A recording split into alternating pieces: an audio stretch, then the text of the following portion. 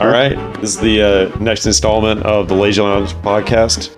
The Lazy Lounge podcast, yeah. And our guest today is Chevro and Skylow. What's You guys good? wanna say hi. Hello. What's good, y'all? We just got back from Blue Ridge Brawl 5, BRB 5. Yeah, that was last week, wasn't it? Yeah, Yeah. the Asheville versus Boone Crew battle. Mhm. Got a pretty hyped singles. Got drive us all the way up to grand finals against Frappe. It's some really good sets. I think we could talk about, well, actually, even before we talk about that, a tournament that happened a little while ago. I wanted to have Skylow on for this. He was the winner of Shell City.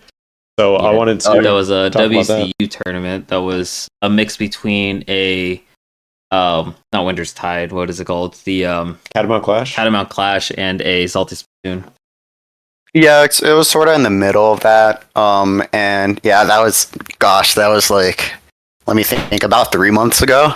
Yeah, So if it not too long ago, but it feels long ago. Mm-hmm.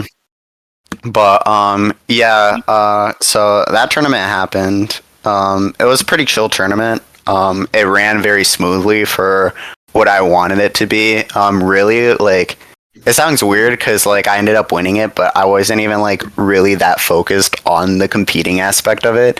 I was more focused on like, okay, this is gonna be the last tournament of the semester, and some people are leaving. They're never gonna be coming back like to like compete often in these tournaments, so I want to have a good send off. I think one of the big highlights there was we did this like really silly thing.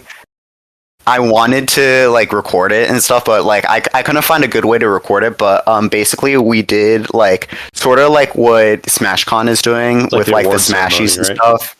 Yeah, that's what we did. So I remember I came up with that idea, and then I was just like pitching like, all right, let's like be as inclusive as possible. Like we want to get like everyone like everyone at WCU, get them an award and stuff.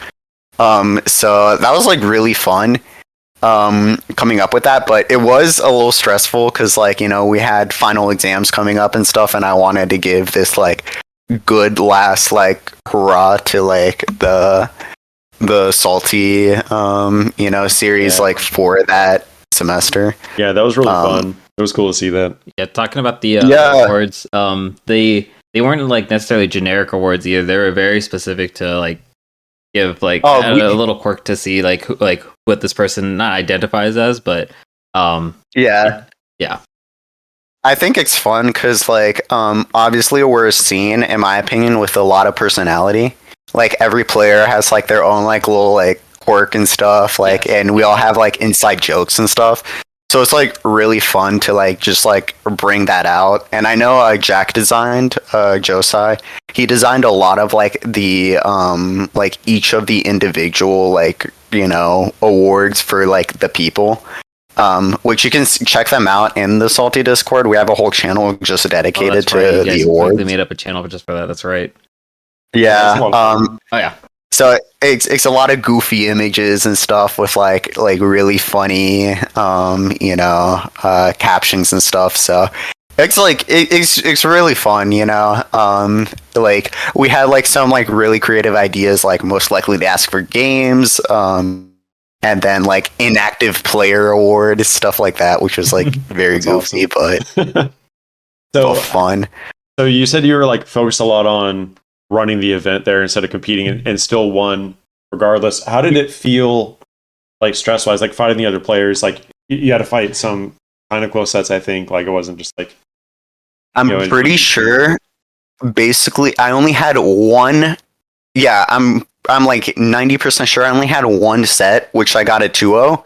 The rest were like game 3 for like the best of threes, and I was just like, I was very surprised. If I remember correctly, I started my round 1 against a new player named Endo. He's active in the Asheville Discord somewhat. Yeah. They play Joker and Cloud, I believe, whenever I played against them.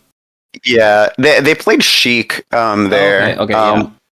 Which was cool to see. They were really good. They actually like really surprised me because like for round 1, I wasn't expecting like someone as good as them.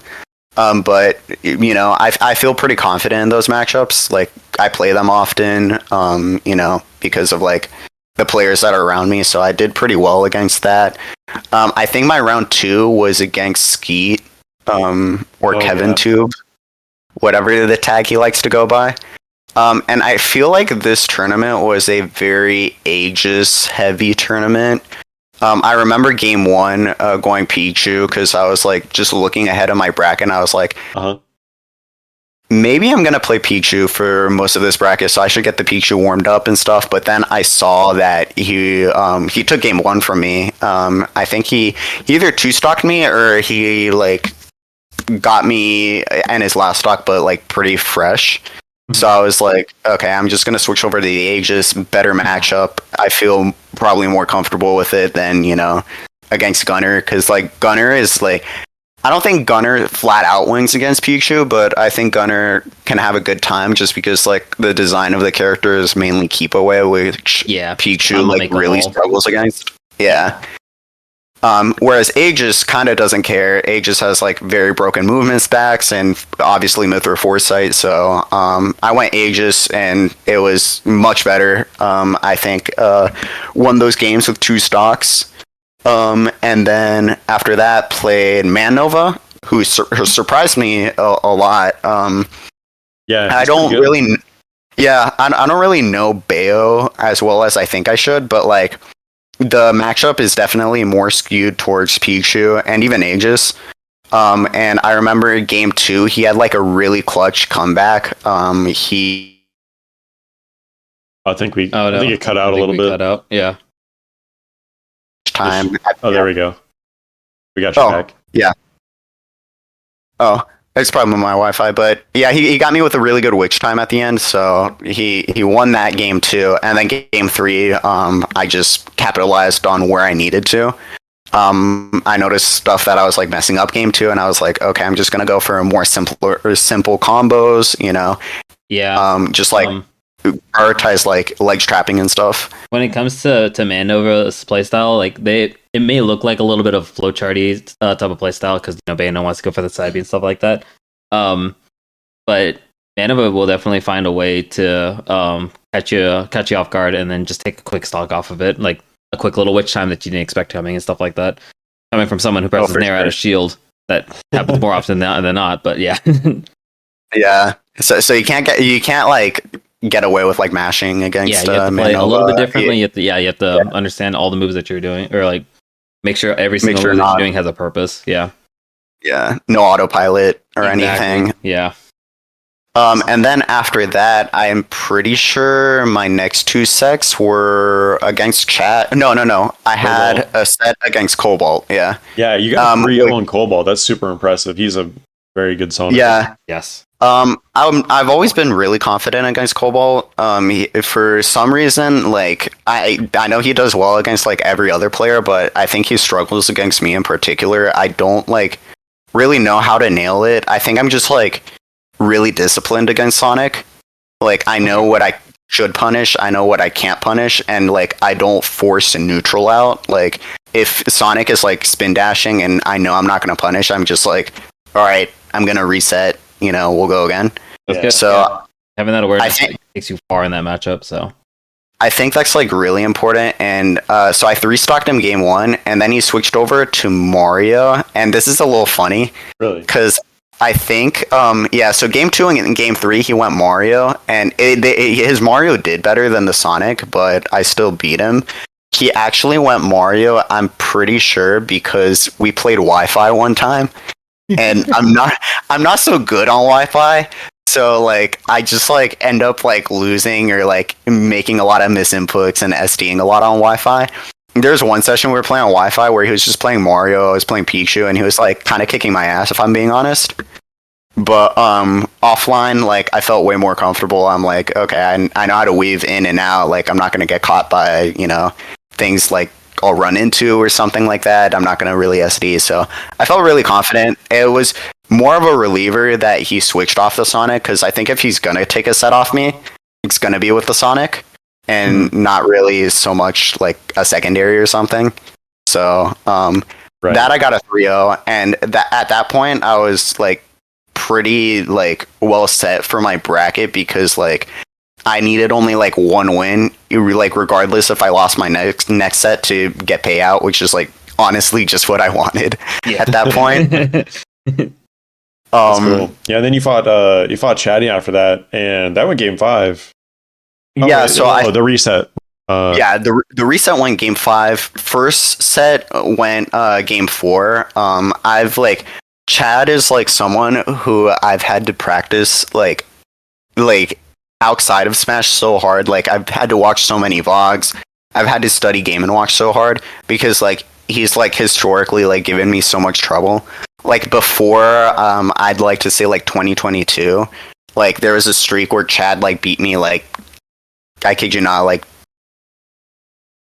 a row. So he had my number like hard on the rope on how many in a row part. Oh, it's 5 or 6 in a row. Oh, okay. So he had my number hard. Like I just would you say it was more like seeing it as a bracket demon whenever you see him in bracket? I don't like to use the word bracket demon because I feel like I can beat anyone. But like, if there's anyone that ever fell into that category, that falls into that category, it's definitely him. Like he just had my number. So for a while, I was just like, dang, what do I do? But I put in a lot of time to the point where I'm like, I feel pretty comfortable against Chatty. That's not to say that like I feel like I'm gonna beat him every time because like I feel like it just depends generally on who's having the better day that day. And I think at that point, like I was just feeling really comfortable in bracket. I felt like honestly the set against Cobalt like set me up to play Chatty because I already had to play like really disciplined against him. So whenever I got to Chat, I was like, okay, it's Game and Watch. Like I can't overextend my combos. I gotta play like guaranteed, obviously because Game and Watch up B and stuff. And I played very well. And then, so I beat him in winner's side, and then obviously Grangs happened, and he was really close to resetting me. I feel like he made some like really good adaptations from winners. Though I think the main thing that like helped me win that tournament was obviously my legs trapping. I think I was just like capitalizing very well against Chatty with my legs trapping, and like it's just improved a lot. That's one of the areas of like that I've been like trying to and it felt good like winning like, because a Game and Watch in general is not the easiest thing, considering that they have a nice up B to get out of there and really active hitboxes to try to fight their way in if they need to. Yeah, but yeah, no, that was that was the tournament, and I won an Among Us plushie, so you know nice, I was pretty happy about that. Was that the tournament where someone showed up like wearing an Among Us like costume? No, that was me at Catamount Clash 3. Yeah, that was the Catamount Clash. Yeah, that's right. Yeah. James also Skeet. He also wore an Among Us. I didn't know who the other person. It was Skeet. Okay, that makes it was. Everything lines up now. Yeah. I think Chevro, you weren't at Shell City, were you? No, I didn't show up to Shell City. Okay, yeah, I thought so. So transitioning over to we had Shell City, and you won that, and you're looking really strong, and then life happened. You didn't play the game a whole lot, I think, for like a couple months. So you've been coming back, trying to get like a return to form. And then all of us competed at Blue Ridge Brawl 5 over in Boone. So I want to talk about both of your runs. I guess like Chevro, if you want to go first, talking about how your run went, because you had a pretty good placement. You had a really strong showing against some players like Frappe in the crew battle, and also like against other players in singles. How do you feel your run went? I feel like I could have made a much like better run in winter side. Unfortunately, I ran into Swift Baby, and something felt wrong to me. Like I wasn't playing like I should be playing. But I think it was just like, I didn't have the time to warm up. The only warm up I had was like one stock with Weeby Boy and then the crew battle with Frappe. So, I mean, that's my fault. I should be prepared more next time, but it is what it is. But my first game was with, I believe his name was Black Glasses from Boone. That was a pretty Swift 2-0, and then Swift Baby, you know, yeah. And then Swift Baby, I asked Daniel, what should I look out for because he's a Yoshi player, and I don't have any Yoshi experience. Well, he's like, he gave me advice and all that stuff. I was like, all right, cool.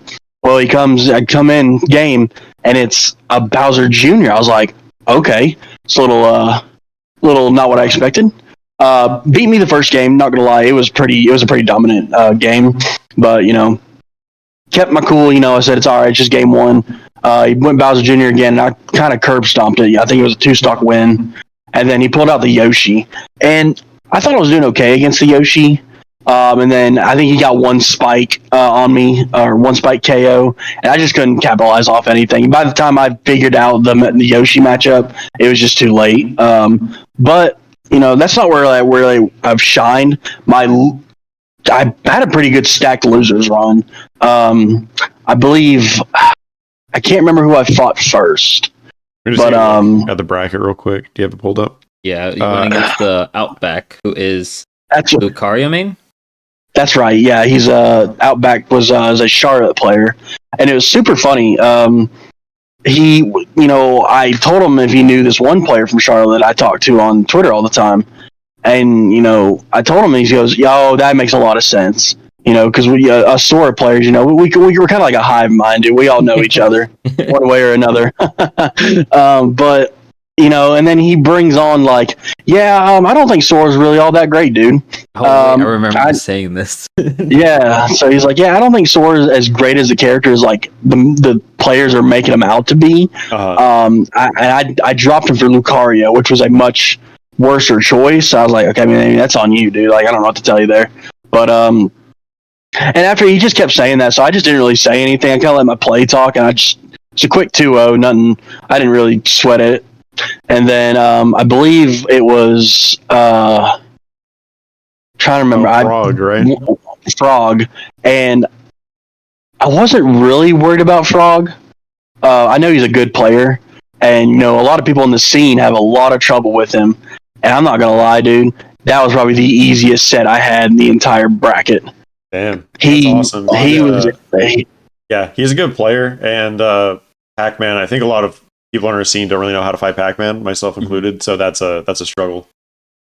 It was because that was what I was worried about. I was like, I don't have any Pac-Man experience, or at least at that level. But man, it went by pretty smoothly. Pretty sure the first game was a 3-stock, and then I have to let him. I have to think.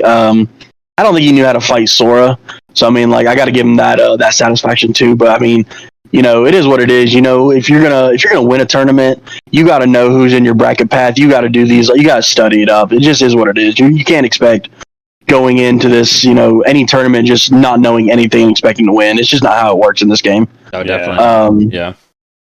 And then I think next was your boy Cloud. Yep. And then I hit up old King Julian over here. I was like, yo, what do I need to look out for? And he told me, and I was like, all right, bet. And that went pretty swiftly too. I think it was a 3. Yeah, it was a 3-0. It was still best of 3, but it was a 2-0. It was a sweep. Oh, was it a 3? Okay, yeah, it was a sweep.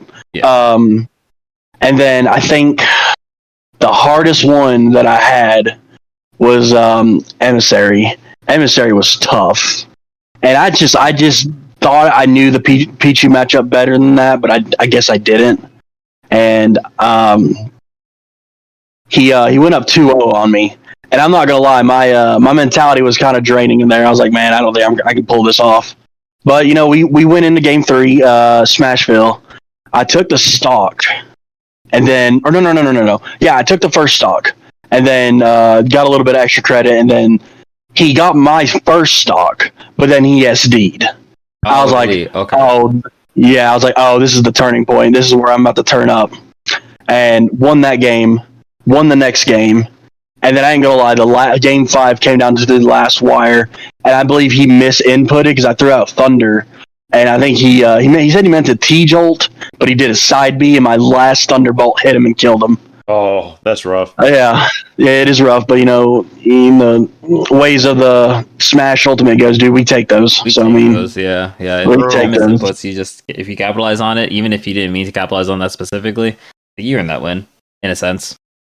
Right. But and then I think my run ended at Self, which I didn't expect to beat Self. I know Self's a good player, and I didn't know how to approach Snake, not one bit. I just don't know the matchup that well. It is. I mean, I took a game, so I mean, I can live with that.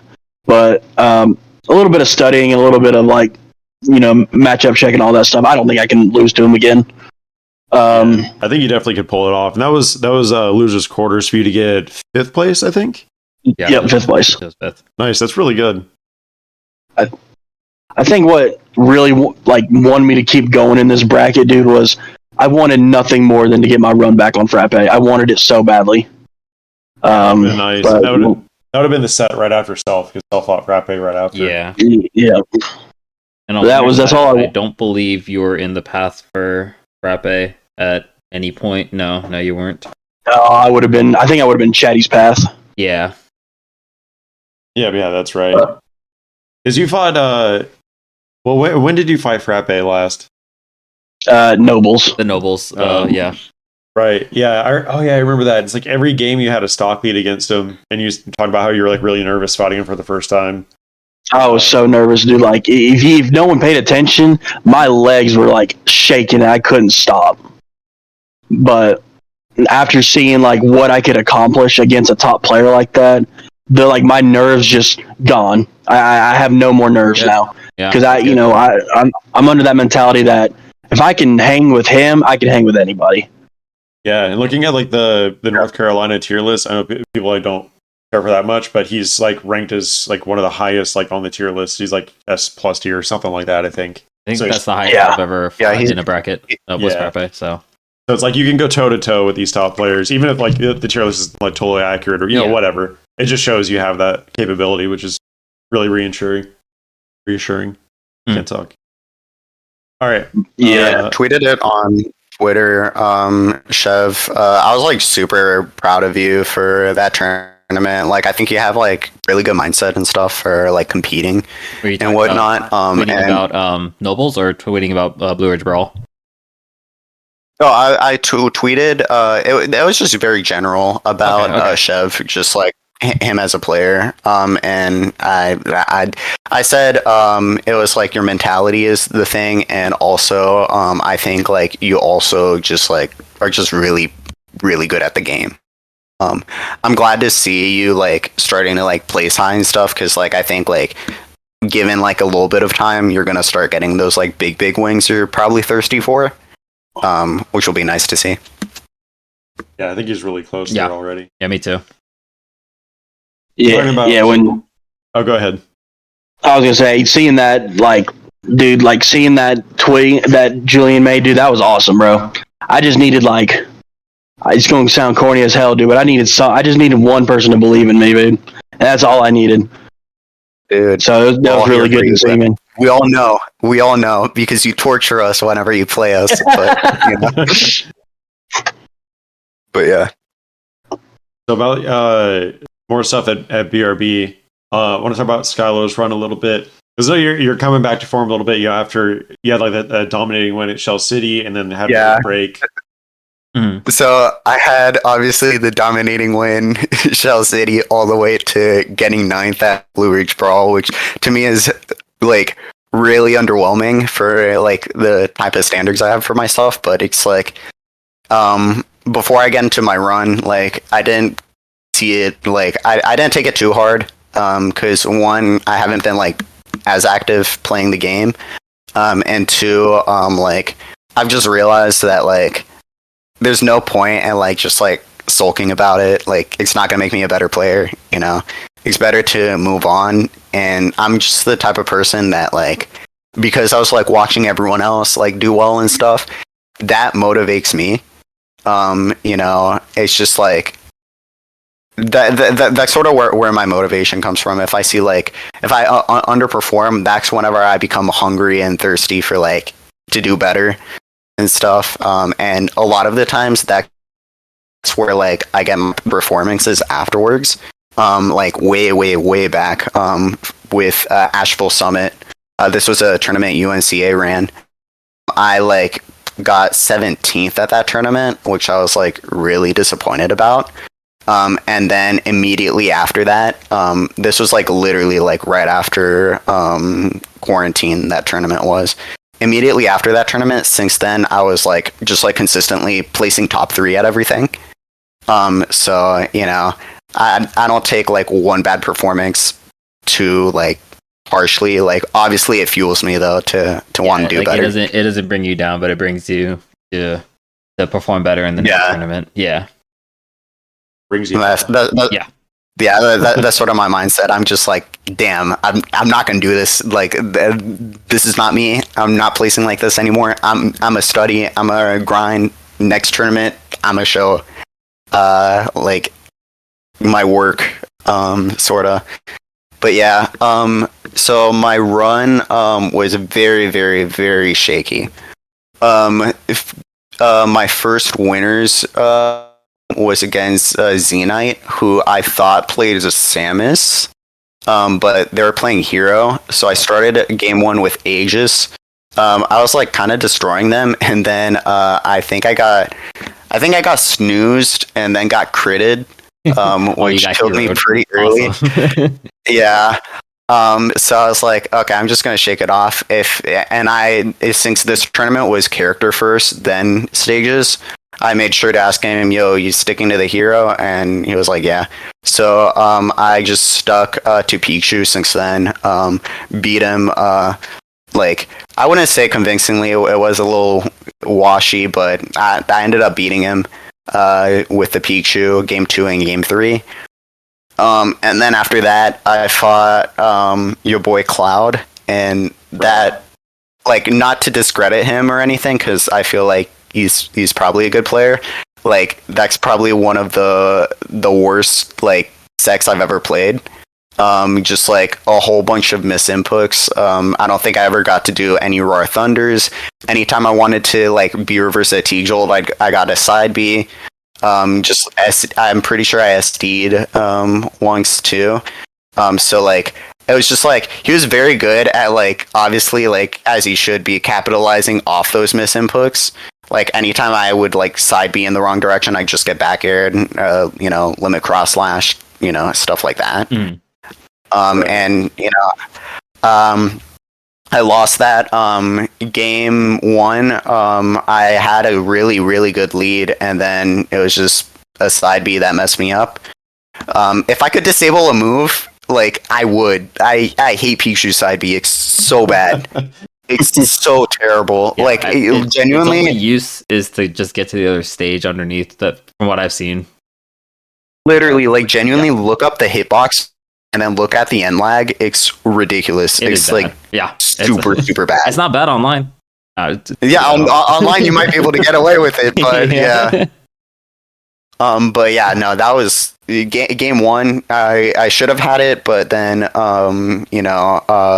side B misinput. Game 2 was very convincing. I was a 2-stock, I believe. And I noticed like the way your boy Cloud plays is like very interesting because he doesn't like go for up smashes or dash attacks much. It's mainly just like back air is his main thing, like to kill, which is like really interesting because like I think up smash and dash attack are like extremely good for Cloud. Extremely good peak, especially a higher percent.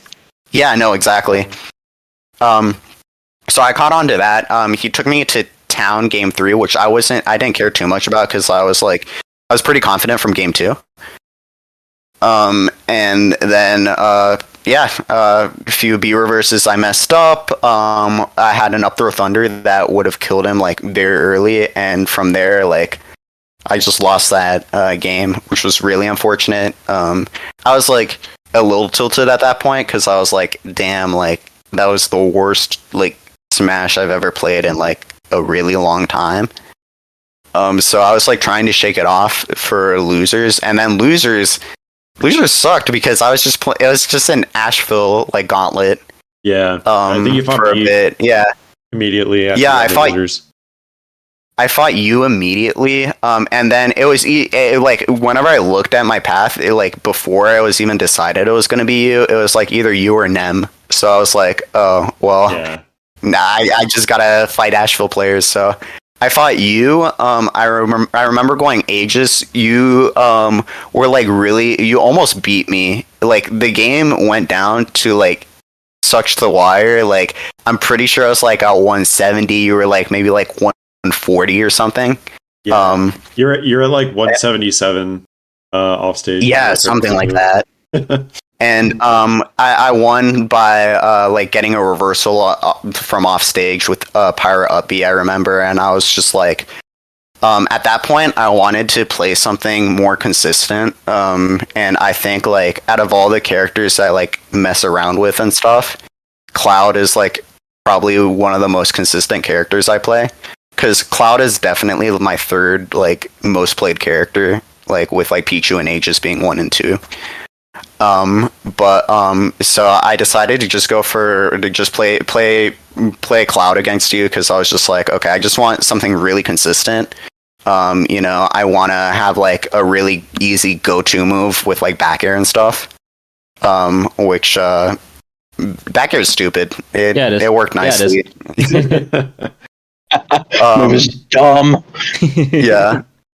So I got the win with Cloud, and the Cloud wasn't as rusty as the other two. So I think honestly, Cloud might have been my best character that day. Also, being warmed up already with the other two characters, playing Cloud mid set. Probably didn't have much rust on it to just brush off anyway. Yeah, that's true. And then after that, I played Sieghart. And he went DDD against me, which I was like sort of expecting the link, but at the same time I wasn't like too surprised because I feel like DDD is always like never out of the realm of possibility whenever playing Sieghart. Yeah, very true. So I think game 1 he won pretty convincingly. I was just like messing up a lot of my combos. Reversaled a lot for that. Game 2 and game 3, I made like some really big adaptations. I needed to make. Oh, my bad. My Wi-Fi is so ass sometimes. No, you're good. You're good. You cut out right before Taylor or before Seacart's said about something about their combo. Oh yeah, so I kept getting reversaled, going for like some of my combos and stuff, which I remember after game 1, I was like in my head, I was like, why am I like messing up combos on DDD? Like this doesn't happen. Like what's going on? But like I kept it very vanilla. The way I was playing, like I'm just like, okay, I'm just gonna go for like really really easy bake stuff. I didn't even really go for like thunder. Easy bake open combos. Yeah, I'm gonna start calling them that. Or anything. Yeah, I didn't. No, I was just like down throw fair, like just keeping it at that, not even extending it. All right, I'm done. That's it. But yeah, I was like doing stuff like that, and then I like made adaptations I needed to for like game 2 and game 3, like with like, okay, I know he spot dodges here a lot, so I'm just gonna start punishing that. He likes to Gordo a lot. I'm just gonna like save the act like whenever he does it and stuff. And game 2 was very convincing my favor. Game 3, however, was like really really scary. I remember we came down to the wire. I was like at like 90, but that's basically like death percent with like DDD being max rage. He was like at 160. Mm-hmm. So like I remember he had like a really good ledge trap scenario where he already set up the Gordo and he was covering roll. So like either I get hit by the Gordo and I likely die, or like, you know, he up tilts me if I roll. So I timed my neutral get up like literally like the perfect frame, and I didn't get hit. And then from there I got a grab and you like kind of faked him out going for the thunder. He air dodged and then got a back air instead. Which he actually ended up asking me. I remember he DM'd me like a few hours later after our set. He was like, "Yo, just a quick question. Why didn't you go use like Thunder at all in our set?" I was like, "Oh, I wasn't like, sandbagging or anything. I just like was too afraid to use Thunder because like the way I was like playing and stuff, like I kept messing it up. So I was just like, yeah, I'm just not gonna use this move because if I miss it against DDD, that's basically death. Like even at 40. Yeah. So, I remember that. And then my final set was against Swift Baby, which he started off like Chev. He started off with the Bowser Jr. Against me, and I just destroyed that. Like, I'm just like really confident against Bowser Jr. I went Aegis against him because I was just expecting the Yoshi from the rip. But I'm just really good against Bowser Jr. because we had Shacool Man for a while. I played him a bunch. So I was just like, oh, okay, like Shacool Man's a lot better than him. No offense. Yeah, shout out to Chase. Shacool Man was a very, very consistent Bowser Jr. So yeah, you can learn the matchup very well from playing him. I was just like, yeah, no, Chase is like way better. Like, I'm not gonna lose this. So I won game 1 very convincingly. The Yoshi game came out game 2 and game 3. I was just not prepared at all for the Yoshi. Yoshi is probably like on a personal level, I'm just like really bad against Yoshi. I end up like just like not knowing how to capitalize on him and stuff. So like one of the main things is like I like to leg trap and edge guard a lot in my gameplay, and I just didn't know what to do because I get hit by egg. I didn't know like how like his armor fully worked and stuff. So I ended up losing that set, which gave me some homework though, because like I was just like even now like I've been studying Yoshi so much because like. I don't know how to phrase this, but I'll just be blunt about it. He's a player I like really don't want to lose to again if I ever play him again. Yeah. So like I want to like have that like matchup down just so I like make sure at least like if I play him like it'll come to the wire and like I should likely win because like I understand the matchup a lot more. But you and Chevro were fighting. I can't remember the guy's name. Another Yoshi in arenas. Recently, I was spectating and streaming it. Oh, the newer person. They haven't shown up in a tournament because we haven't hosted one since. But yeah, like he's good.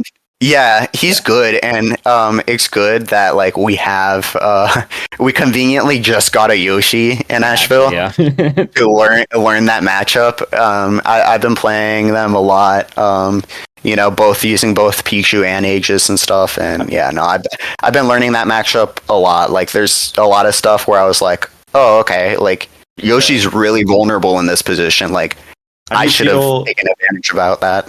How do you feel those two players compare? Choco Croc, I think was his name? Yeah. And Swift Baby. How do you think their Yoshis compare to each other?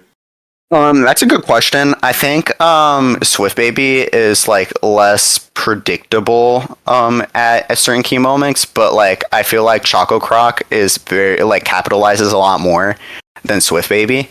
I feel like if I had to give the edge to someone, it's probably Swift Baby because Swift Baby has like a lot more experience. And as far as I know, Choco Croc hasn't really like attended many tournaments and stuff.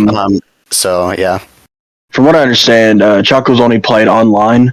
So like this, like whenever a Smashville opens up, it will be their first offline event. Oh wow. Yeah, that's. But from what I understand, what I got from playing both of them.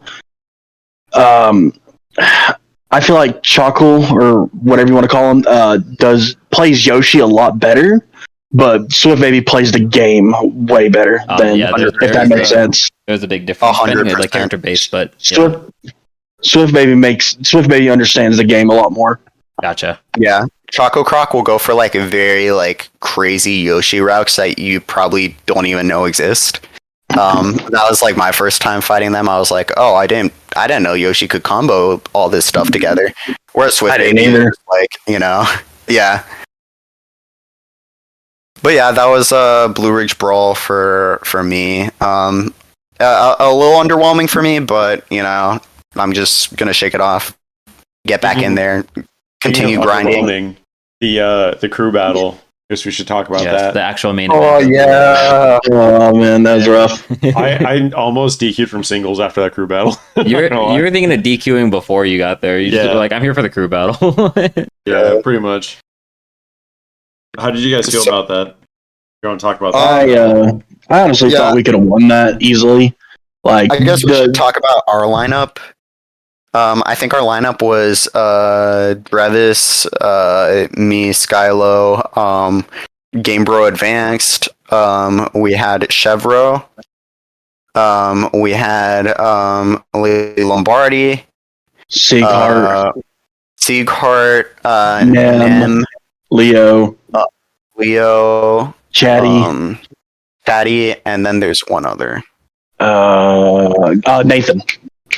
Oh yeah, Nathan, you're right. Yeah, low ruler. So that was our 10. So we felt really good. I remember it was honestly a strong crew. With some iconic choices. Like we couldn't not choose Lazy Lombardi because he is both Boone and Asheville at this point. Absolutely. Like we had to have him in, and exactly. He did fairly well. He took 2 stocks. Definitely. If I remember correctly. So also, I think they ran him into Town and City, and that's Tony's like best stage. Yeah. Yeah. So I remember we started with Nathan. Yes. And we were doing really well at the start. I think where like things started shifting was whenever I feel like whenever Solo was put in, then they kind of we started playing like a rock paper, because Solo beat the player that was there, which was So Solo beat a player. We put Game Bro in. Solo was like on his last stock. And then we were like, okay, then Drevis, I believe, we put in. And we didn't even put Drevis in, dude. Drevis just went in. Yeah. So from what you go on. From what I understand was we sent in Nem against your boy Cloud, because in all honesty, we thought Nem would have an easy time because him and Chris are roommates. So he knows that he should know that matchup on the back of his hand, but I mean, you could tell he was struggling a little bit. Mm-hmm. But I mean, I'm not gonna hold it against him. He hasn't played. He's just like you. He was, hadn't played the game in a long time. So I mean, like from what he did, and compared to what he's got on him, I think he did all right. And then that's when Solo Jones went in, and then it went down. So it was a fresh 3-stock between him and Jason. I think Jason took the first stock, and then Solo just kind of adapted. I think Solo Solo 2-stocked him out there with a hard call out on the last stock too. Oh yeah, called it out. Oh yeah. So after that, it was like a rock paper scissors game, because then we sent Drevis in to like make up for those stocks, which he did, and then after we sent Drevis in, they sent Self in, who plays Snake, and Snake Diddy is like really tough for Diddy. It is really tough. The more I look at it, the more I see. I can't say it's an impossible matchup, but it's tough. Self just plays really good against Daniel, I think. So that was... I'm pretty sure Self 3-stocked him, which was really bad for us. But then we had Chatty 3-stock Self after that. It was literally the counter pick play by play that we were planning out. And it was literally 3-stock to a 3-stock to a 3-stock. Like, oh, okay. Well, Chatty turned up because he 3-stocked Self like it was nothing. It was crazy. It was, and then I think it made me want to play Game & Watch against a Snake. Yeah, no kidding, dude. Like he made that matchup look so easy, bro. But and then I think they sent in Jarms next. Oh yeah, they sent in Jarms. Yeah. And he took all 3 of his stocks. And then he took one of Chatty's stocks, and then that's when Rod came out. Yeah, and Frappe came out, and that was probably or the like make or break at that point was like how many stocks and how quickly were we gonna take out Rod, and I think Rod ended up taking 7 stocks. So it wasn't too. Frappe took out Chatty's last 2 stocks, and then they took He took his 2 stocks. He took my 3 stocks. Your 3 stocks. And he took Leo's 2 stocks. Yeah, so it was 7 stocks. Yeah, that's amazing. I think that was what our downfall was. I don't think Leo was ready for Frappe.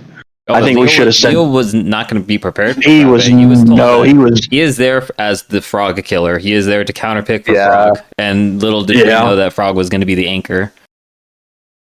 Yeah, I think in hindsight, like after that, it was like Leo had 1 stock left, immediately lost it to Devil, and then I had to take down 6 stocks, which I only took 4, because that's tough. Oh yeah, you're biting a pretty big bite out of that plate, and we're all telling you to take care of it. I think like in hindsight, obviously there's like better stuff we could have done. I think like the big turning points for us, like where we went wrong, was when we sent Nem in. It was like even though like he has Cloud experience, like Cloud Ices is probably Icy's worst matchup if I had to guess, because like Icy's literally like should not be doing much against Cloud because Cloud can separate them very well. And take advantage of like just Nana just being there, because like for example stuff like side B, for example, like one of them is basically guaranteed to get hit with like the way like multi shielding works over like Cloud side B and stuff, and then obviously you have like back arrow, which like Ices doesn't really have a solution to and stuff. So like there are very much characters that want to get in, while Cloud, it has like such a big, doesn't allow them to get in. So I don't think we should have sent Nem in there. Another thing was obviously Leo. We maybe should have sent him in earlier. Last. Yeah, or last. We were going to send him earlier against... was it against your boy Cloud? Yeah, I think that's what we were talking about. Yeah. And then we were like, no, let's do Nem. But so I think there was that. I think what we should have done, it would have been a little easier with 1 stock. Frappe had 1 stock left, and I feel like we should have sent Julian in after that, because I know he could have handled that stock and then just got extra credit on the next 2. Because I feel like, in all honesty, you probably could have taken out Devil if you had all 3 stocks, and then Leo could have cleaned up house with Frog. Yeah, that's true. I completely agree. I think the big problem though is both. So like Seacart and Chatty are both like tied for MVP. They both took 6 stocks. They should have just carried harder. The hell, man! They should. Yeah, honestly. Yeah, no kidding. If they both took out 7 stocks, it would have been a tie. Yeah, so true. Easy dub. It's rough though, because like I was tasked to take out Frappe, dude, and I was so close. I had the percent lead and everything, and then I didn't space right, and I got killed. That was rough, man. Like that neutral. I think that's like why I think Leo was like freeze in a rough spot. Weird. Yeah. Oh, and the way Frappe ended that, I remember he like kind of risked it all. He just went for an up B. Like he got it. Lucky for him, but like if he missed that, like that would have been like a stock for you. Yeah. Oh, that would have been game. Yeah. But it is what it is. I feel like we do that crew battle 10 times over again, we win all 9. Oh, definitely. They just got that one. I agree. Speaking about a rematch for the crew battle, if you guys, so the original plan was to have a 13v13, or however many people we bring, they would match. Do you believe if it was a 13v13, do you think we would have won? Oh, absolutely. Yeah. Like, because like, no question. You got to understand, like, you got to look at their lineup. All their entire lineup was all almost, if not every single one of their heavy hitters. While us, we had a few like players that been PR once or haven't been PR, like Tony, Nem. We still had Ricky on deck. We had Weeby on deck, and then we're still missing like half the Western players.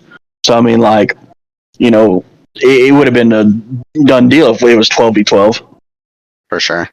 But, I think on the bright side, the cool thing to look at it is like, how much we've gotten better. Because I do genuinely believe at one point, like, we would have gotten washed against Boone. But, like, at this point, like, we literally came down to the last players, so I think that says a lot about like how good we've become in the last few years. And like if we keep up that rate of improvement, then we will be like a very, very big heavy hitting scene. Like we already are, but like we'll become even bigger, which is really cool to see. Yeah, for sure. Seeing us show up at these other events, like Game Bro went to that. What was it called? An invitational? It was an invitational. Yeah. He did really well over there. Drevis has been placing top 8 every time he goes to QCC in Charlotte. He got a win on Regalo. Like our scene's turning up for sure. Oh, definitely. So going back to the crew battle, just for like one last few questions. So we believe that Seacart and or Chatty were the MVPs. Would you say for our side? Absolutely. Who do you think would be a solid runner up in that scene, or in that Asheville side? That's a good question. I don't really know too many people. I think for the most part, everyone else had like 3 stocks they took. So it's very hard. I don't remember the exact stock counts, so I'm not entirely sure. I'm pretty sure Nathan gave us a pretty strong start, though. Yeah, Nathan gave us a really solid start. Like my vote would be for Nathan for low roller. I think tanking his link is so good in crew battles. Yeah, I forget if he took like 4 or 5. I think it was 4 or 5. I think it was 4. Yeah. No, he took. Nope. So what happened was he beat Black Glasses. Yeah. He actually had like a pretty solid lead. Like he was up like 3 stocks to 1. Yeah, and then for some reason he just something just happened and he lost those 2 stocks and then went up against Emissary and lost that 1 stock like pretty. It was pretty quick. That's right. But then that's when Taylor came in and then just because he does really well against Pikachu and Pichu. It's kind of crazy, but so cleaned up there and then if I had to say, like, I don't think we really had a true runner up. I feel like everyone did their part. Honestly, I don't think we had a runner up. Like, I think by technicality, if there was a runner up by like stock count, it would be me. But like also like I don't think I played people as good as other people, if that makes sense. Well, I mean, there was also, I don't know if you felt it, but there was like the pressure of just closing it out with that. Yeah. With that tall order. Oh yeah. No, I get that. But like in terms of stocks, like I think I took 4, which I don't know if anyone else matched that other than Chad and Taylor. Mm-hmm. No, I think I was pretty sure it was you. Yeah. But like also like because I think Daniel and I both took 2 stocks. Nathan took 3. Tony took 2. Nem took 2. Right? No, I think he took. I think Nem took 1. Nem took 1. Yeah. So everyone kind of just had 2, 1, and Julian had 4. If I had to like really say like if we had like this is how I'd put it. I'd say Chatty's our MVP because he took off stocks off their heavy hitters. Yep. Like Self was a big one. Yeah. And then I'd put Taylor at runner up, and then Julian was our 3rd best. Yeah. Taylor was a more crucial point, I think, for that exact moment because we were at a pretty big deficit, and Taylor just managed to just even it out for us. Yeah. And I think bring us to a lead for like 1 or 2 stocks. he did. I think so. Yeah. It was nice. It does suck seeing that Rod's leaving Western side of North Carolina. I know he was like one of our, if not one of our biggest heavy hitter, kind of put Western on the map. So it's kind of sucks to see him go, but I know he's going to tear some shit up over in the eastern side.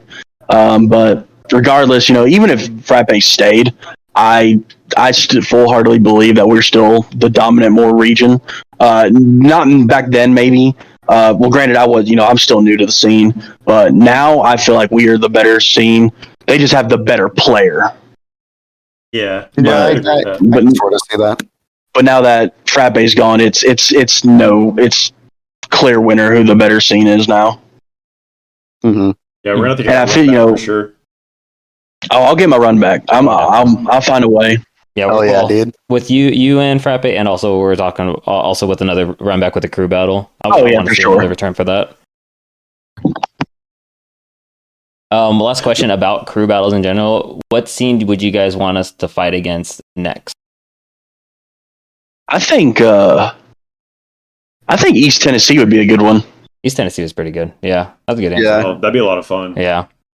I think it'd be a lot easier than Boone. I'm not gonna lie though, but That's what I've heard. I think but one it would be cool. I think one I could throw in the mix. It'd be a lot harder. Would be upstate South Carolina. Yeah, that would be a lot tough of one to. fun. Oh, definitely. I'd Yeah, love to do that. that'd be a lot of fun. Because Most of really fun.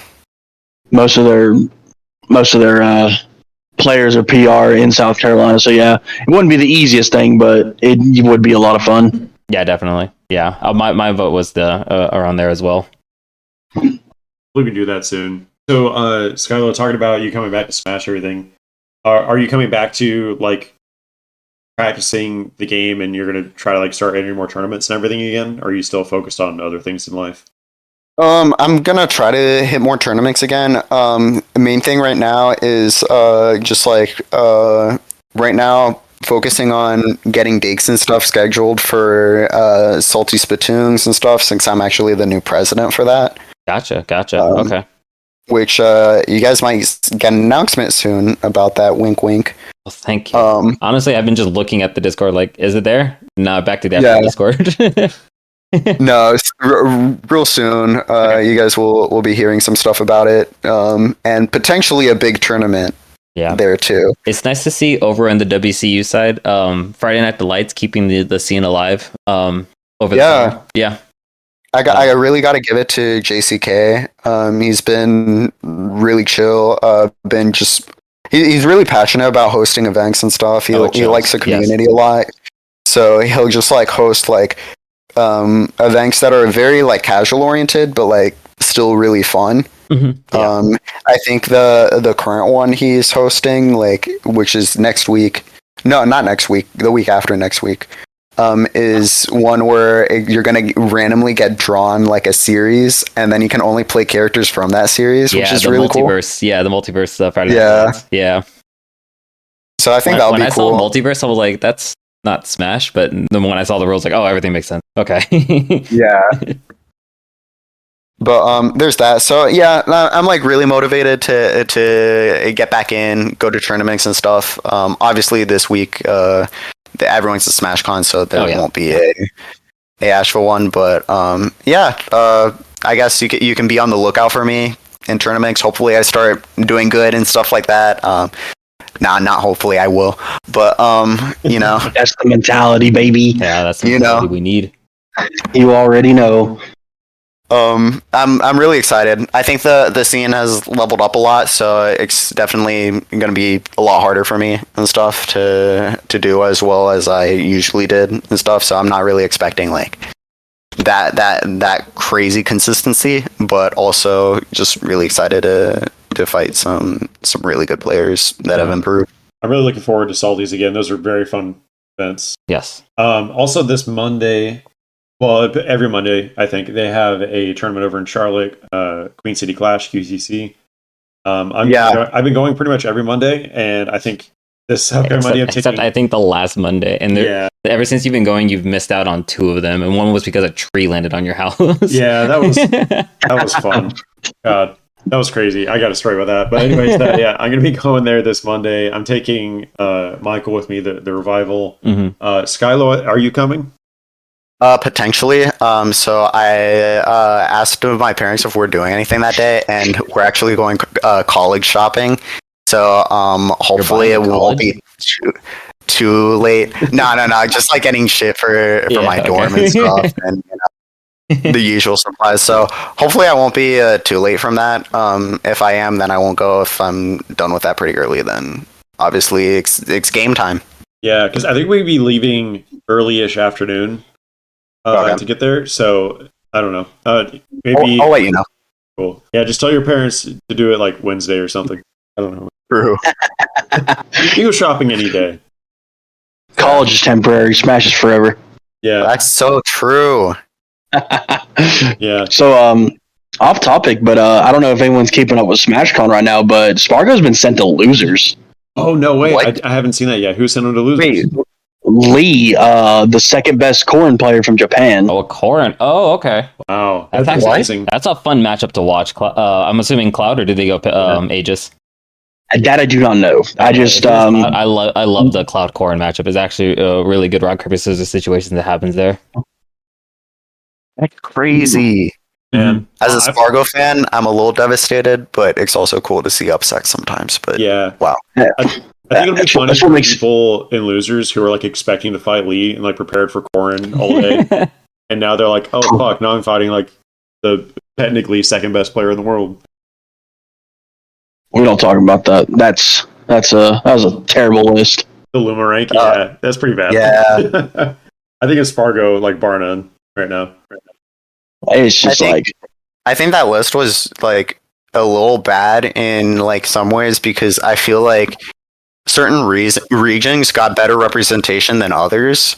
Like EU, for example, like a lot of EU players that like performed really well weren't doing well. Like on the list. And then Japan, like all the Japan players, like yeah, like their majors are stacked, but they don't have like all these like Western representatives, and they like kind of got a lot higher than they should be, in my opinion, which I found a little crazy. But you know, that's just my perspective on it. that's just Smash Bros, man. Yeah, It is. So But- yeah, SmashCon's be exciting. I mean, that's still going on. They're still doing like what top 128 right now or something like that. Yeah. And then Yeah, tomorrow top will be 30, top 32 and top 8. Yeah, Sonics was also sent to losers as well Oh, thank God. Really? by Icy Mist. Who did that? Not was that? Samus. Oh my gosh! People. Samus. Can I rant something real quick? Yeah, go for it, go yeah. for it, dude. Go off. I had a conversation the other day with someone. I'm not gonna name who. All right, but they are like is sort of in the region. And I had a conversation to them about like a tier list that they had, and I was like, okay, Samus should be a lot higher on that tier list. And then they're saying that like you can just like outzone Samus, and I was just like, what are you on? This What? character is stupid. That's such a weird This- take. Yeah, just be me, Gunner. Yeah. Literally, that character is stupid. That character has so much representation now. It's ridiculous. Like, literally, look at the past few majors, and all of like the top 16, top 32, and stuff are filled with Samus players. Yeah, we got to name Like- and shame these bad takes. Yeah, I think Samus, the character idea for Samus has been tainted very heavily when it came to online due to COVID reasons and everything like that. When everything shifted onto there, Samus offline is a ridiculous character.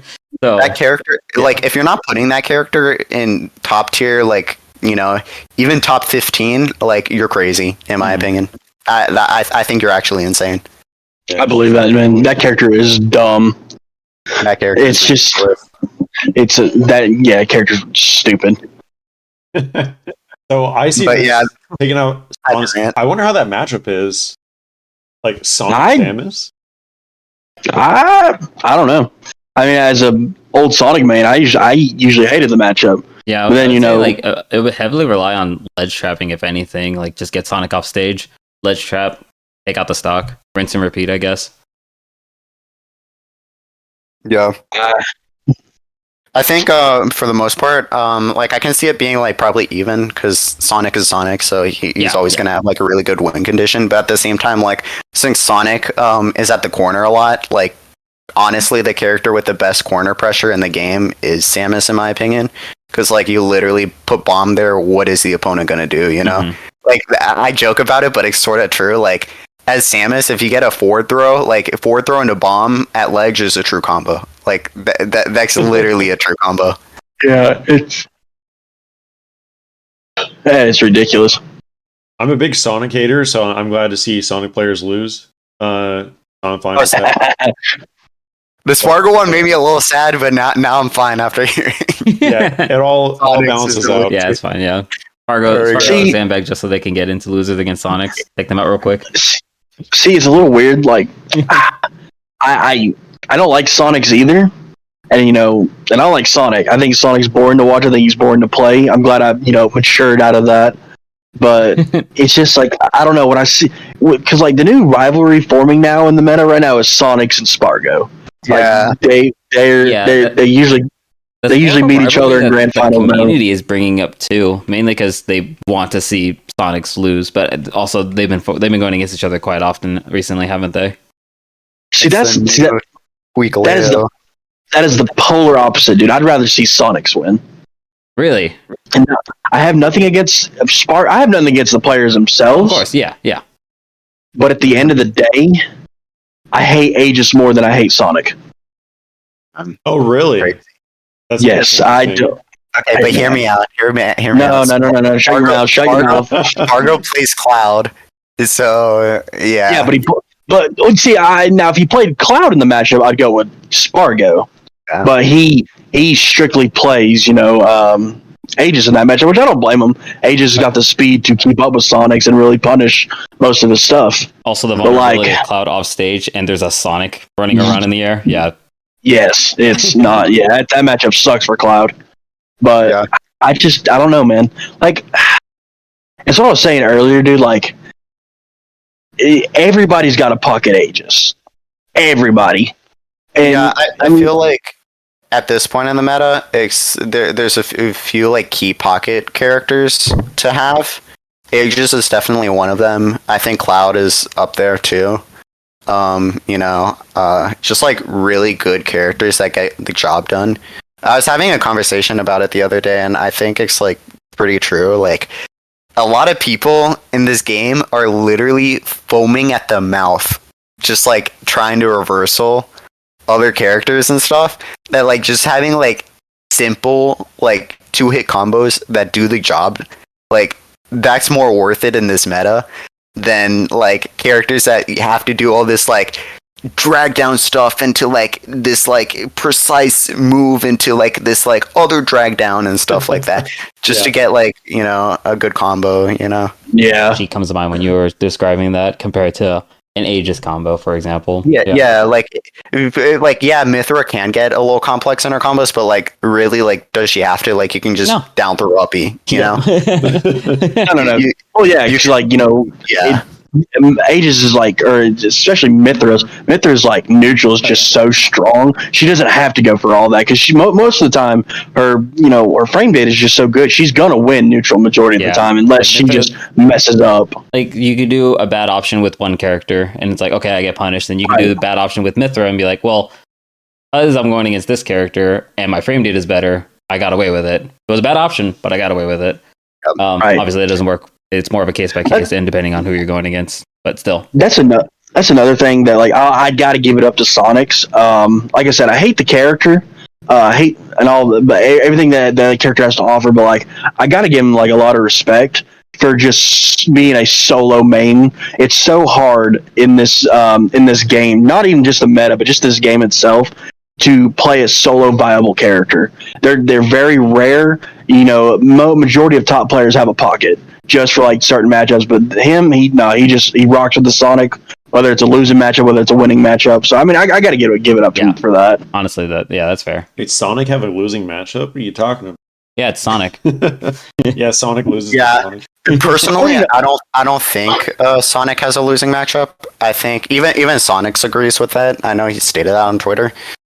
I think Sonic is just a character that's like super, super well rounded with like clear cut win conditions and stuff. Honestly, the best one in the game. Like, if he has a lead, genuinely, what does any character in the game do about that? There's not much, No, yeah, definitely. I think the way I look at it is like, I think it's a little different. Like, yeah, he's one of the stronger characters. Like, if he's got a lead, it's so much harder to take it away from him.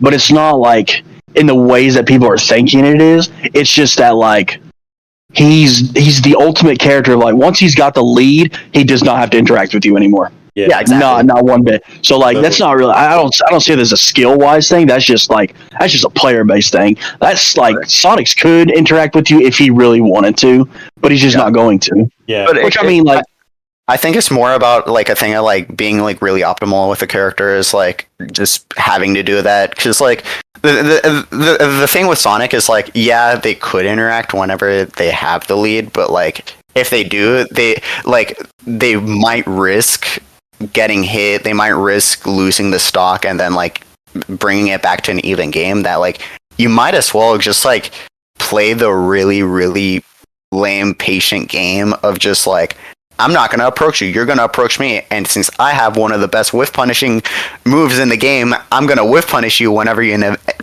inevitably whiff a move. And then I'm going to get like 30%, or I'm just going to get 30% plus an edge guard on you, which is another stock, you know? Yeah. I want to move on to another topic. We could rant about Sonic being definitely stupid all day. Yeah. Or just talk about SmashCon all day, but I mean, we'll detour back to our topics at hand. Yeah. So I wanted to bring up something that's been going on with our scene, some of our players. We've been getting coaching from a really strong player over in the Charlotte area, KDK, over King DK, right? He's a completely solo Donkey Kong player, and he's been like winning those locals. You're getting like second or third, something like that. He's a pretty insane player. But he's been coaching me, Travis, Leo. If I'm leaving anyone else out, I know you've been talking about getting coaching through him for like Chevro and possibly you as well, Skylow. Yep. I don't know if have any of you interacted with him yet?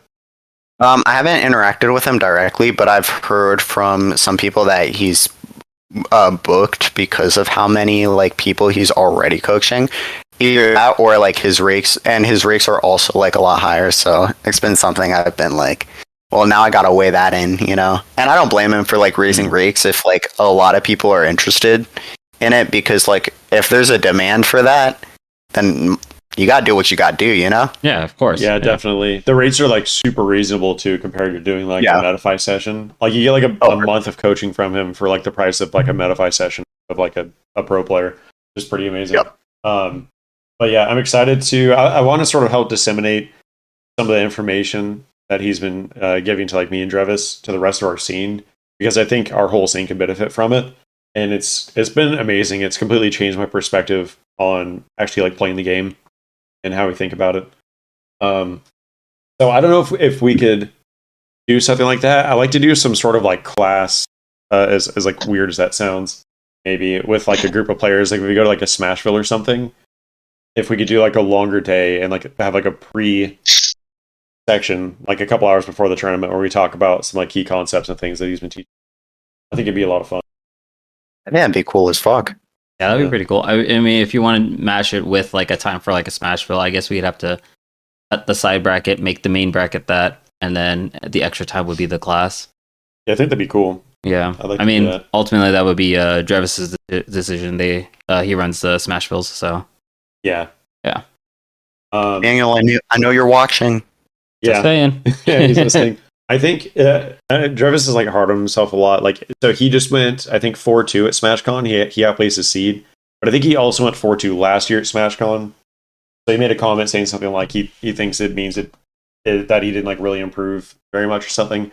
But I think it's on the contrary. Oh, it's very contrary. Yeah, he's improved so much over the past just like month or so. Just the coaching, the KDK coaching, and like his study into the game. Like he takes that coaching to heart and he just applies it pretty much to the next bracket. So obviously there's some massive improvement from Drevis. It's funny him saying like, oh, he hasn't improved when he beat like his kind of bracket demon IB and K.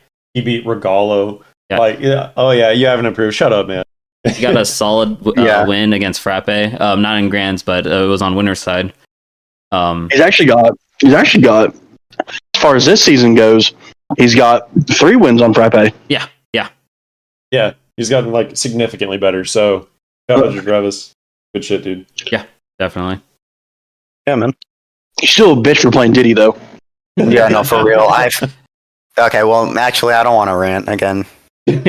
No, so from not going too much into his coaching, but he's learning to play a lot more banana list Diddy, and that's actually like making the character a lot more well-rounded in his hands. So I'm excited to see this next version, I would say, of Drevis's playstyle.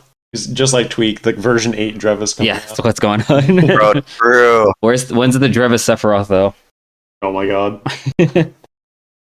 Like the secret be ready for that. We would definitely be ready for. We'd bully the hell out of that. Bro, I would love this. Yeah, I'd bully that. I want to fight more Sephiroths in bracket now. I don't. Just play Nest. Weeby's got a Seppi pop. Just ask him. Oh, okay. I'll have to hit him up. That and Bowser. Yeah. Work on Bowser. You can also ask Josai. I don't think he plays the character much anymore, but for a while. So, Grimoire, winner bracket Will. Oh yeah. Picked up at the odd, and they're saying that they want to try to pick him up, but I don't know. I tell that lad because he plays Marth. I was like, dude, just play Lucina. It's just better character, more consistent. He's like, nah, I'm gonna do my own thing. I was like, all right. Yeah.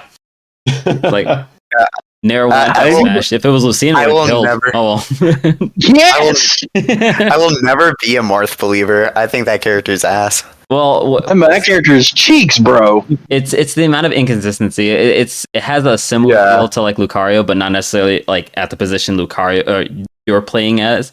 It's more consistent on or inconsistent when based off of when you get the tipper off. So for sure. Yeah. Just hit every tipper, bro. Just like Frappe. Yeah, just do that. Oh, true. So true. Didn't think about that. I want to bring up some mentality stuff as we were talking about. I think myself and Travis, we went to Charlotte. We kind of suffered from like some mentality stuff, fighting, like quote unquote better players or, tier list of players or whatever, right? And then also like Chevro, you said like the first time you fought Frappe, you were like nervous and all of those things. And that like really, really affects gameplay. It can make it turn you from like you could have won it if you played it like as if they were just some random Joe, Yeah, but, into like a losing set. So I was listening to what is the name of that podcast? I think it's called Goat Talks. It was with MK Leo and SkyJ that just came out the other day, and SkyJ said something that I thought was really cool about mentality. There was one tournament where he sort of popped off and he beat like really good players back to back, and he got like second at that tournament. I forget which tournament that was, but it's how he qualified to get into Summit, the last Summit. I remember that. I don't remember the name of that tournament, but I remember that tournament. So what he was saying is he would have the same exact mentality issue that like we were having. We're like, oh, this other player is really good, and then you're thinking about that instead of just the game. And he said he thought he was just going to lose. I think it was a round robin thing because he's talking about going like 0-5 or something like that. I don't remember exactly, but he said he's like if I'm going to lose, I don't want to lose to like being nervous. He's like, I want to lose because they're the better player than me, right? So he's like basically saying that the opponent has to prove that they're like actually better than him. And he's like, if they're better than me and I lose, then like I'm fine with that. But I don't want to lose because I'm like nervous about fighting this like one of the better players. So I'm just going to go in, play my best, and if I lose because they're better, then whatever. I'll just need to get better, right? Which sounds really simple, but I think it's like a really good mentality to have when you're fighting anybody. Yeah, I mean, it's simple on paper and it's simple to say, but at the heat of the moment, it's not as simple. You have to keep that mentality whenever you look at your bracket or you look at your opponent, especially if it's someone who's like you're going against seed number 1 and you're someone who's like, say you're someone that's not seeded even top 8, and you're like, okay, well, I'm just going to go in at my best. That's the best I can do. I don't know if Skylow, if you have any experience with this, like winning tournaments or all that. I think for a while, like Travis was a bracket demon for you and stuff. Yeah, like that. I think for the most part, like I think my mentality has like shifted a lot playing the game, like since the very, very start. For a while, it's like you kind of like. I think setting goals for yourself is really good. Don't get me wrong. I think like being like, oh, I want to be like a player of this caliber. I want to be this spot on PR and stuff. That's fine. But like, I think it's like whenever your mind like starts to prioritize that over like, oh, I just want to like do it because like I want to. Like I don't know how to describe it. I feel like some people do it for the status rather than doing it because it's a genuine want, if that makes sense. Honestly, like whenever you play one of those really good players, it should be a thing of excitement rather than a thing of like, oh, I could lose here and lose my chance. Like, so what if you lose your chance? Like, Like, especially if you're like good and you can like tell and you think and you know you're good, like you can beat anyone, like genuinely. And if you lose to them, okay, doesn't matter. Like, does that mean that's the last time you'll ever play them? No, like you can play them again and you'll be able to be a better player, you know, adapt to what you couldn't adapt to and stuff. Because, you know, at the end of the day, Smash is a very inconsistent game. Like, no one player is truly consistent. How, like, a few minutes ago, we talked about how Spargo was put in losers, you know? Yeah. So, like, on any given day, like, if you're playing really well, you can beat about anyone, you know? Yeah. So, it's, you gotta look through it through that lens, and then you also gotta look through it through that lens whenever you underperform, like, yeah, maybe you are a little disappointed that you didn't do as well as you wanted to, but also it could have just been you had a bad day, you know? Maybe you didn't get enough sleep. Maybe, you know, maybe you just had an off day, and that's fine, you know? I think it's good to view it like that, and to view everyone as an equal, even if they're like way, way, way better than you. Because the moment you start to over-respect or disrespect someone, that's whenever it's just not going to work out for you. Yeah, and going to the like having an off day or being like, you know, you didn't get enough sleep like you said before, that also affects your mentality when trying to enter. So if you're trying to keep that mentality up, just like, this is just a side comment, but your off days can affect that as well, and don't let that get to you. Like you didn't lose because I wasn't playing my best because my mentality wasn't there. Like, even if that was true, just like, you shouldn't let that eat you up. You should just go into the next time as strong as you planned to do in the first time. The thing about Smash is there's always multiple attempts, you know? Like, even if you go to big tournaments, like people are at SmashCon, that's like, if you don't do well, that's not going to be what you're remembered for, you know? Honestly, what you will be remembered for is probably your peaks. Like, you know, no matter what Spargo does now, no matter what MKLeo does now, if they were to go like 0-2 or something at the next event or whatever, like, a few years from now, people are still going to remember Spargo and MKLeo as one of the best Smash players, like, ever. Not, oh, he went 0-2 at this specific tournament, you know? Yeah, no one cares. It doesn't work. It doesn't work that way, you know? So if you do care about, like, how you're remembered, you can think about it that way. But, you know, it's just a game. We can all get better. Everyone's, you know, on equal ground is how you have to think about it. Even against really good players, I think my best one is probably against Jigs, and I remember playing that set, being very comfortable, playing as if I was playing just about anyone else, just, you know, going in and being like, wow, this player is good, I'm gonna adapt to him, and I adapted to him just like I would anyone else. And, you know, obviously it was harder, but, you know, I still did what I was capable of, and I won that. So yeah, I agree. I think there's been like some funny moments with me going and playing in Charlotte with like being aware of some players being like really good or whatever, and it's actually like cost me sets because that was like in my head going in the game. But then there was also like I fought some players when I went over for their like monthly. That's like the first time I went over there. Maybe it's not even a monthly. I think it's supposed to be. Anyway, after pools, I got sent to losers by, I think it might have been Jigs actually. And then I fought some Ganondorf player, right? And I was like, okay, this dude's playing Ganondorf. Just fought him and I won pretty confidently. He kind of like raged a little bit, whatever. And then I like lost my next set. And then afterward, I was like talking about it in the Discord. And then people were all like, oh, holy shit, you beat that Ganondorf player. He's like some really good player or whatever. And I had no idea who he was. Was it Conkydorf? It was Evil.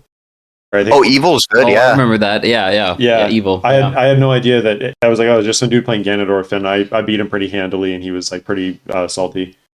A good strategy even top level players use is a lot of the times, like even whenever they're entering like big tournaments and stuff, they won't look at their bracket till like the moments before, and then they're like, okay, because like a lot of the times like people get psyched out, they think like they just start thinking like too much about it, like, if after I win this, I'm going to play this player, or if I lose this, I'm going to play this player.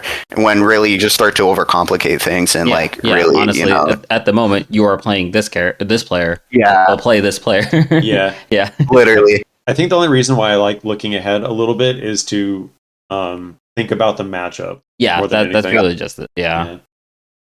Yep. But yeah, so that was really it was interesting seeing that dynamic. It was like someone who I think I should have beat that was like PR. I was like winning, and then I started like psyching myself out, and I ended up like inevitably throwing because I was like in my own head. And then I fought like another good player, no idea who he was, and I was like really relaxed, and it was like easy. So kind of funny. Yeah, sometimes you got to play relaxed. Like I think if you can like. Honestly, whenever I play the best, I'm like just like really relaxed, really calm, listening to my music. Mm-hmm. Whenever I play the worst, I'm just like very tense, very like, super zoned in and stuff. So like, honestly finding the way to just feel really comfortable while playing the game and making like, being able to think about the game. That's like what I think everyone should strive for. Oh yeah, yeah. I mean, whenever I go into any bracket, like even like especially my round 1, round 2, I have the mentality. It's like if I know I have a solid feeling that I'm not going to get placed first, but I'm going to fight like there's no tomorrow to get to first and have fun doing it. So option number 1, or priority number 1, play as if I'm like going all out because I want my opponent to feel like they earned that win. Second of all, I want to have fun, so I'm going to do some funny stuff. There we go. No, you're lying now. When I fought you in bracket, you said, "All right, I was going to go for clips." Yeah. Go to point 2. I was going for clips. Point 2 was to have fun, and I got the clip. I got a clip there. Thanks for reminding me. I'm doing this right after this podcast. You still SD your butt. Oh no, we cut the clip. I don't know what you're talking about. That's a black. I won that set. Yeah, I'm gonna Photoshop a Lucas win. Hell yeah! So I wanted to bring up if there are any players you guys want to talk about in the scene or in the surrounding scenes. Is there anyone that has been like showing up that you feel deserves some like recognition or that you've been like impressed by? Yeah, I think a good player. I always talk about him a lot, but I do think he's been getting a lot more consistent, so he deserves to get talked about. And I just like to see him get better because he plays a lot and like is always grinding. Is Leo, in my opinion? Yeah. I think lately he's been doing a lot better. I haven't played him much, but like whenever I see like him on stream, I've been seeing he's just been playing just incredibly. And he's been proving it consistently, like placing like top 3 at like every local recently. So shout outs to him. Yeah, it's been really impressive. He's improved a lot. He improved a lot on his own, and then started getting coaching from KDK, and it's just been stacking on top, and he's been doing even better. I know he's been giving like Travis a lot of trouble in bracket. He's been giving Game Bro Vance a lot of trouble. He's beaten Chatty multiple times. Yeah, which is really good. Beating Chatty like multiple times, that's huge in my opinion. That is very huge. Yeah. Watching those sets were crazy with Chatty and Leo. That was a really fun set to watch at the Smashville. Yeah. Very exciting. Someone that I want to bring up. They've been going to the Odd more consistently because their scheduling is very conflicting with our tournament setups. But it's this. They go by Thurber. They are a byless player. I want to give a shout out to them because they are understanding the grasp with Smash, and they can get some pretty nice confirms. I just feel like they need to get more experience with the scene themselves, and I feel like they can carry themselves to higher placements. Not just at the Odd, but like at a Smashville. I believe they showed up to 1 Smashville. That'd be cool. Mm-hmm. Definitely. I think the one I want to call out is Lightning. Ooh, yeah. That's a good one. Yeah, previously it was like Kiss Crusader, Kiss Crusader, something like that. Yeah, so he's going by Lightning. I like that a lot more because I could pronounce it. Yeah, he's been doing great. He's been giving a lot of players a lot of trouble. I think he's beaten Jason multiple times. Game Bro Advance, the Incineroar player. Game Bro, actually, the last time they played Gambro had to rely on some counter picks, but Yeah. I believe it was still one heck of a fight because Ken's so explosive. Yeah, he really is. He's taken Drevis to game 5 multiple times. That was a scary set. The last time that happened, I was like, I fight the loser of this. Yeah. Yeah. He brought that set very close. I think he beat his Roy before when Drevis was trying out Roy. He's just been a very strong player overall. It's been impressive seeing him show up. A lot of fun. Those are, always fun seeing Lightning show up. I think a player has been in the scene quite a while. I feel like the one that's just drastically improved is Jason, man. Jason, like, I'll be the first one to admit, I'd always be like, I like Jason, I love Jason, but I always told myself, like, man, he just gets carried by his character. but as you know, as time goes on, you know, he's doing really well. Yeah. And then that Invitational, he did awesome. And, you know, so I kind of laid that to rest. I was like, all right, he's not carried. He's just got a little bit of cheese, but he's not carried. So but he's just... One thing I see that lines up with Jason is the fact that his improvement is very, very steadily linear. Like, there's no like, all right, I'm gonna like take a second and then like get some more improvement. Like, it's just constantly in a steady pace of improvement. Yeah. Yeah, he's always so seeing him and Daniel really like it's just really cool to see that like Daniel, you know, Daniel's been the number one for like the longest time. And I always kept telling him, I said, Daniel, I feel like your time as number one's coming to an end. Because like everyone's getting a lot better. Jason's right behind you. Chatty's starting to be more consistent. And then, you know, like I said, Ricky and I are steadily improving at a quick rate, you know, so it could just really be anybody's game within like 6 months to a year. Oh yeah. Imagine how good like Leo is going to be in 6 months. I think like that's going to be scary. It's going to be scary. This upcoming season, especially with school starting up again, I'm really excited to see how everything goes with tournament placements and just sets in general. Yeah. I'm really excited to see this. I really want to see Leo sweep a Salty, man. I want to see him get top 3 in a Salty Splatoon, and that'd be awesome. No pressure, Leo, but we're all just waiting. Yeah. If you get below 3rd place, you got to shave your head again. Yes.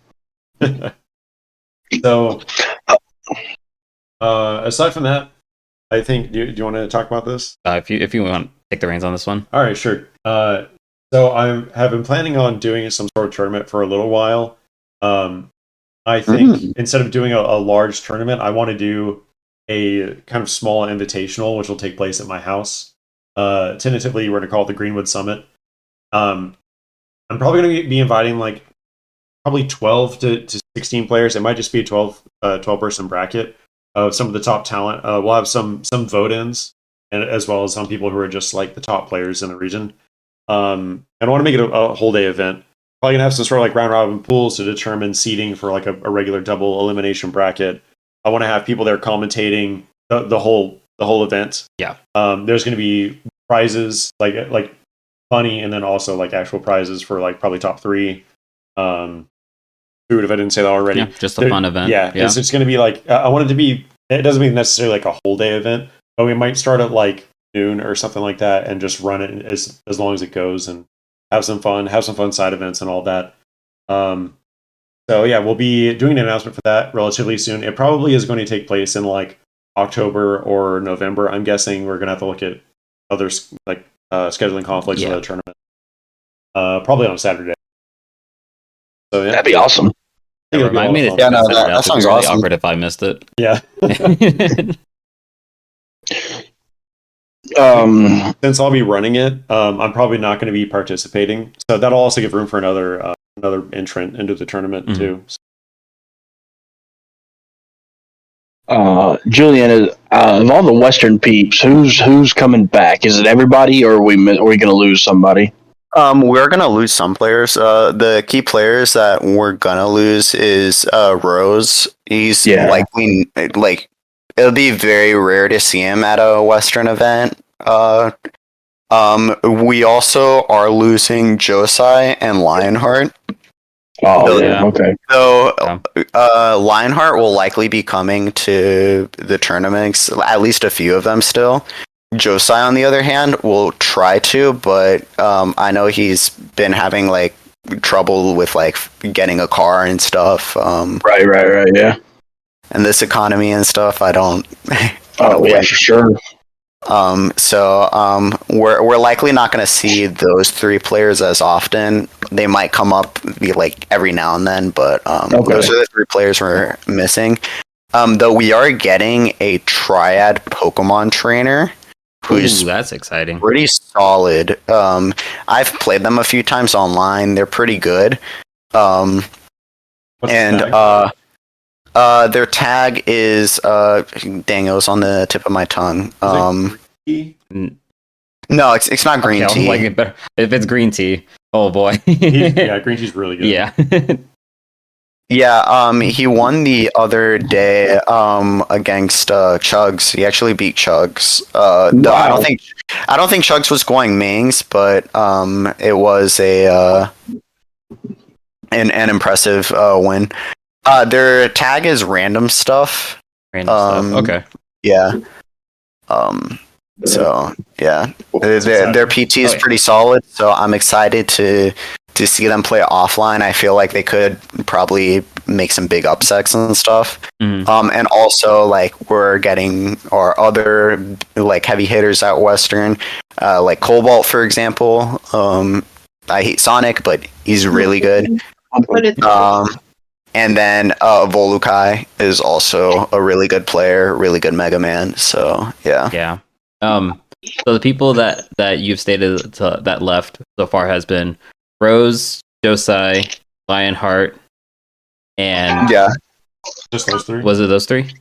Those three mainly. We are losing, if I remember correctly, Nerd as well, who was the Daycon player. Yeah. Are we still gonna see? Did Mort also head out? Mort did head out. You're right. You're right. Yeah. I think Mort was the other one, right? I think Banana Man left too. Because Banana Man's not Western though. But... Yeah, Banana Man's UNCA, but I believe they're. I don't know like all the details and whatnot, but I wouldn't be surprised if I see Banana Man's return. Just how life goes. So yeah, it did. I don't know if anyone answered this. Did Goon leave Western, or is he still there? Oh, he's still there. Okay, cool. Yeah, I know he was like one of the up and comers. We still have to do the Lucas Snake matchup. So yeah. True. I forgot about that. Yeah, man, what happened to Beanie Weenie? That was some hype stuff. That was some hype Toon Link right there. Do any of you know? No, I think he's still there. He's just hasn't been doing much Smash stuff. He's been focusing on other stuff. Oh, okay. And that Toon Link Ditto was like the coolest thing. That was really cool. Dude, the funniest part about that Toon Link Ditto, I remember that Salty like so vividly. I remember Grang's like I was playing it and no one was watching, and then after that, I did the Toon Link Ditto with him, and I had a whole crowd of people with like commentary going crazy. I'm like, okay. Yeah, it was the main event. it was basically the main event, like it was how everyone was treating it. I hope he shows up to stuff again because I definitely want to get another Toon Link Ditto with him. Definitely, yeah, I would like to see that. Yeah, maybe we should make that a side event at the summit. Is like a Toon Link bracket. Everybody plays Toon Link. It's Toon Link. That'd be sick. I love that character. No, same. I still prefer Young Link, but that's just personal preference. Same. Look, I love Wind Waker to death. Toon Link will always be my favorite just because of that bias. I've actually never sat down and played Wind Waker. Wind Waker. Okay, and that's the end of our podcast. No. Go play Wind Waker. What are you doing? Dude, I'm not. Yeah, I think another really player we're getting in the scene possibly is Prom Queen, right? I saw that there was a tweet from Prom Queen about moving to Asheville. Potentially. I know Daniel tweeted at them. They said they'll try. It all it just has to line up with their schedule. So there's no solid promise or anything. But yeah, right. Yeah, I think that'd be really cool because Prom Queen is a really strong player, and we don't have a whole lot of. I know there's there's Lionheart, but I mean, we don't have like a regular CSS player showing up to like Asheville. Yeah. So that'll be a good experience for sure. That and Yoshi is definitely. We talked about that earlier. I think the only time I was in a bracket with Prom Queen in the same bracket was at the Catamount Clash. I don't think I've been anywhere else. Yeah. Wait, things are looking up for the scene. I'm looking forward to hopefully Skylow coming to UCC with us. Yes, for sure. Anyway, is there anything else you guys want to discuss before we close? I think we hit all the points, especially the ones I want to talk about. So I'm set. Yeah. Oh, how about you, Chev?